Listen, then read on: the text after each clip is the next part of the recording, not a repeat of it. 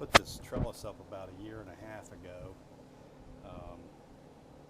to kind of hold back this bougainvillea, which will grow huge. And I want to put like a shabby, weathered, beaten look to this wood to kind of make it look cool. So I'm going to show you how I'm going to get that done. I kind of pulled the plant back. It's got a lot of thorns, so I had to be careful, but we're going to just start liberally applying this to the wood. And then I'm going to get a cloth before it has a chance to completely set up and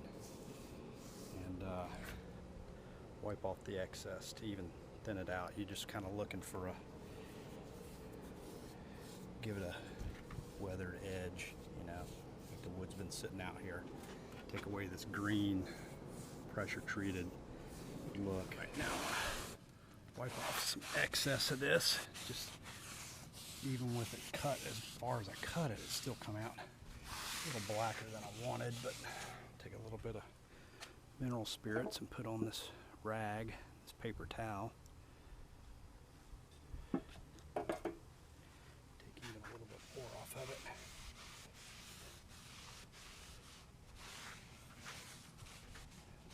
See, it kind of gave it a real pretty decent weather beaten look. All right, so I got for the under covers or colors, I should say. The top coat, I'm going to make like a blue, the milk paint. But little tip for you: if you go by the home improvement store like Home Depot or Lowe's, you can usually find in the paint department where someone has kind of messed up a color, and they put what's remaining on sale. I mean, for ridiculously low prices. So I got this kind of a tan color or taupe color for 25 cents, and I got a yellowish color. My top coat's going to be a blue, so I think those will look pretty good when you kind of sand through that to kind of give it a painted, you know, multi-layer paint look. And then I've got this kind of left over from inside the house, which is kind of a dull red. So let the stain dry for about an hour or so.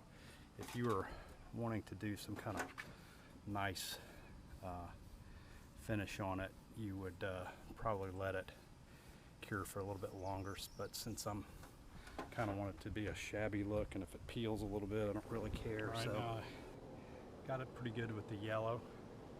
Now I'm going to hit it with this beige. Do yourself a favor and get yourself the right size brush, because this will not fit in here, so kind of a pain in the butt to get in there. Alright, we've got two coats on. Now I'm going to slap on some of the red, and let that dry until tomorrow. And the paint is old, and like a bunch of hobos painted it. Basically what you're trying to, the look you're going after. Here's what it looks like before we hit it with the milk paint. Just basically you want to paint it like a complete moron, and then when we scratch through the milk paint, you'll see the different colors. It'll look like a bunch of different layers of paint. Hit this with some 80 grit sandpaper, scuff it up, make it look old, ratty, worn out.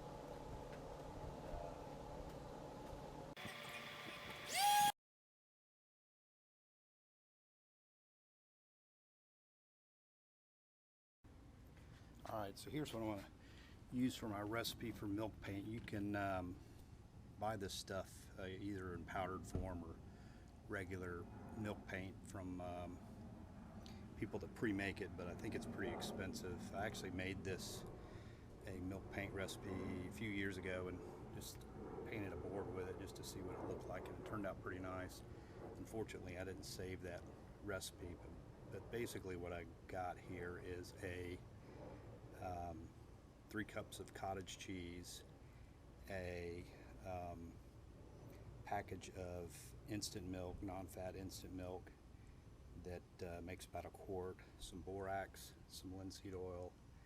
We've got some stuff to color it, some acrylic paint, and pickling lime, which I bought at the store. It's basically hydrated lime, and some water to mix it with, and some measuring stuff. Anyway, the percentage I'm going to use is the 4 ounces of, or I'm sorry, 3 cups of cottage cheese. I'm going to pour in the instant milk. I'm going to use 12 tablespoons of lime, which comes out to probably about 20%. I'm going to use about 5 tablespoons of borax and 5 tablespoons of linseed oil. The borax and the linseed oil supposedly make it more durable, especially for an outdoor application. So I'm going to mix the dry ingredients together, try to get the cheese curd kind of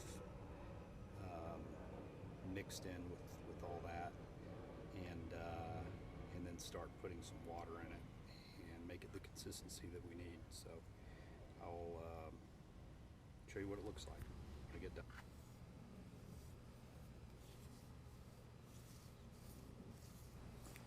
So here's how it came out. The paint was a little thin. I had to put on like 3 or 4 coats actually. I'm not sure why it was so thin, but didn't have great coverage. But man, it sticks and it's hard. And I tried to get on it a little bit with a paint scraper and some 120 grit sandpaper just by hand, and it hardly getting through it to give it a weathered look. So I'm going to hit it with the this palm sander with some 120 grit sandpaper and see how that comes out.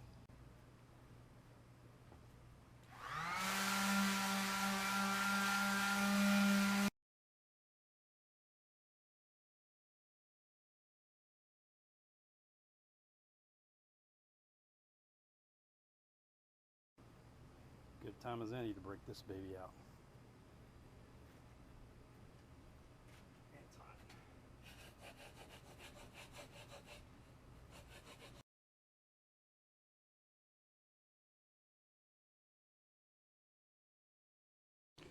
All right, after a lot of back-breaking labor, this is what it ended up looking like. Hose it off here with some water. So here's the trellis a week later. As you can see, the milk paint really didn't stand up to the challenges of the weather very well at all, but it's actually what I'm looking for as far as a weathered look. So I'm gonna hit it with some of this spar urethane to protect it, and then put the copper caps on it, and I'll show you what that looks like when I get done. So there's one piece that I cut out. I'm just using scissors. I'd say this is probably 30 gauge maybe material. So you don't want to go too thin, but that's thin enough to cut it with scissors. So cut the other one. Kind of see what I've done here. I've marked in an inch from each corner, and what I'm going to do with these scissors is cut from the edge to that point, and that way the sides will fold down on one another to kind of close up the corners. So I'm going to go ahead and do that to all the pieces. All right, I went ahead and did the first one, and turned out looking pretty good. I'm going to do the second one. Basically what you're going to do is kind of make sure all 4 corners are kind of lined up, and then this stuff's pretty malleable. All you got to do is bend it down, and you want to just have one edge going under the other edge like that.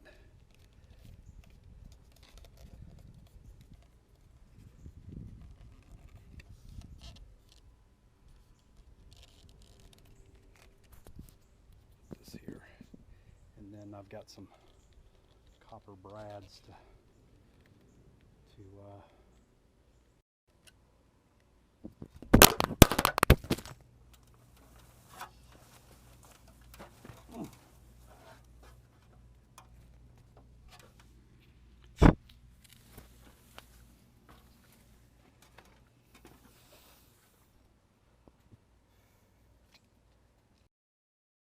where you want it.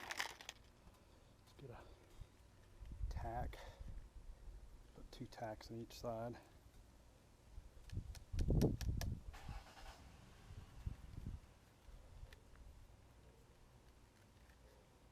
Like that.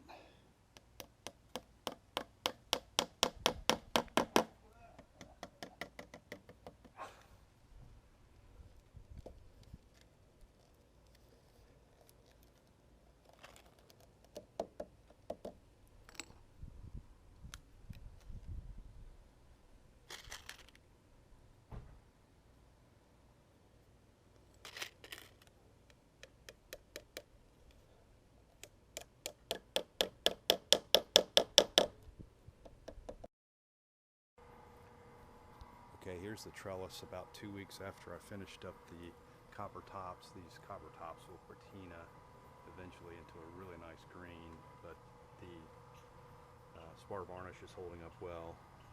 I'm going to conclude that you do not want to use this milk paint recipe for something outside that you're going to leave unprotected, but it will weather pretty quickly and give you a really nice look. And eventually this bougainvillea will get very big. Here's one that's quite a bit older, and that's why I put such a strong trellis there. But hopefully I could help you guys out, and appreciate you watching. Thanks.